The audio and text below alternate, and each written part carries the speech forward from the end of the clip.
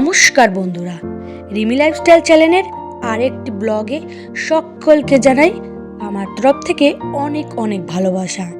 বন্ধুরা, যে যেখান থেকে ভিডিওটা দেখছো, আশা করি প্রত্যেকে ভালো আছো। জানো তো বন্ধুরা, যে মেয়েরা যদি সংসার গুছিয়ে না রাখে তাহলে লক্ষ্মীশ্রী কখনোই থাকে না। লক্ষ্মীশ্রী আসে কিন্তু গুছানো সংসার থেকে। আমি এই কথাটা কেন বলছি জানো তো বন্ধুরা, আমার ছেলে মেয়ে খুবই ছোট।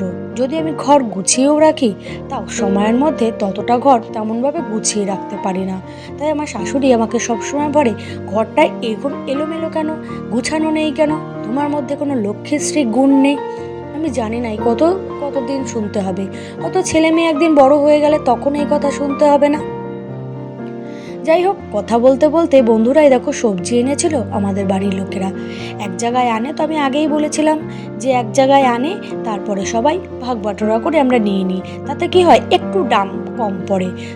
সব দামটা একটু কম পড়লে একটু সুবিধা হয়। আর এখন যা জিনিসের দাম, তাই যাই হোক, সমস্ত কিছু আলাদা আলাদাভাবে করে আমি ফ্রিজে গুছিয়ে রাখবো, যাতে যতদিন যতদিন একটু রেখে রেখে খাওয়া যায়।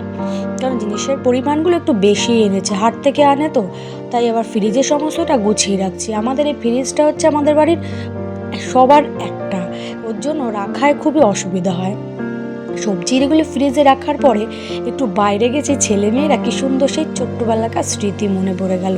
ছেলেমেয়েরা দেখি থালা বাটি গেলাস এ সমস্ত কিছু বানাচ্ছে। আমার ভালো লাগলো দেখে আমিও বসে পড়লাম ওদের সঙ্গে দুটো চারটে বানাতে। বারবার চেষ্টা করো, ব্যর্থ, পারছি না। অনেকবার চেষ্টা করেছি, তারপরেও জানি না কেন ব্যর্থ হয়ে যাচ্ছি। আসলে ভুলে গেছি। অনভ্যাসে যেমন বিদ্যা লোপ পায়, তেমন আমার অবস্থাও তাই হয়েছে। এগুলো বানাতে পারতাম, আমি কিন্তু পালের মেয়ে, তার জন্য বানাতে পারলেও আমি এখন আর কিছুতেই বানাতে পারছি না, বারবার করে ভুলে যাচ্ছি।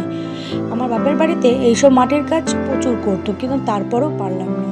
যাই হোক, এখন তো হয়েছে গেঞ্জি ব্যবসায়ীদারের বউ বলতে পারেন, তাই গেঞ্জির কাজটা এখন মোটামুটি ভালো পারি। তাই যে কাজটা ভালো পারি তাই সেই কাজটা করতেই চলে এলাম। ঘরে এসে কতগুলো প্যান্ট রয়েছে, সেই প্যান্টগুলোকে সেলাই করে দিচ্ছি, কারণ এটা যাবে, বলতে পারো বেশি সময় নেই।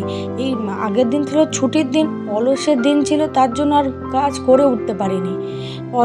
ছুটি কাটাবো সারা সপ্তাহে, কি কাজ করি, তাই ভাবি একটু বিশ্রাম নেব, সেই জন্য কাজটা হয়নি। তাই সোমবারে উঠেই চাপ হয়ে গেছে।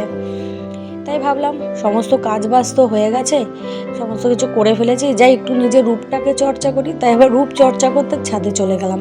আর রূপচর্চা এই নয় দামি দামি প্রোডাক্ট দিয়ে রূপচর্চা করব। তাই ওই গাছে অ্যালোভেরা যা হয়, ওই ছাড়া হাতে যা থাকে হয়তো প্রাকৃতিক উপাদান, সে সমস্ত দিয়েই করি। কারণ জানো তো বন্ধুরা, আমার স্কিনটা তেমন ভালো না, তাই ভালো করে আগে অ্যালোভেরা দিয়ে মুখটাকে ঘষে নিচ্ছি, যাতে একটু চকচক করে, মুখটা একটু গ্লো দেয়।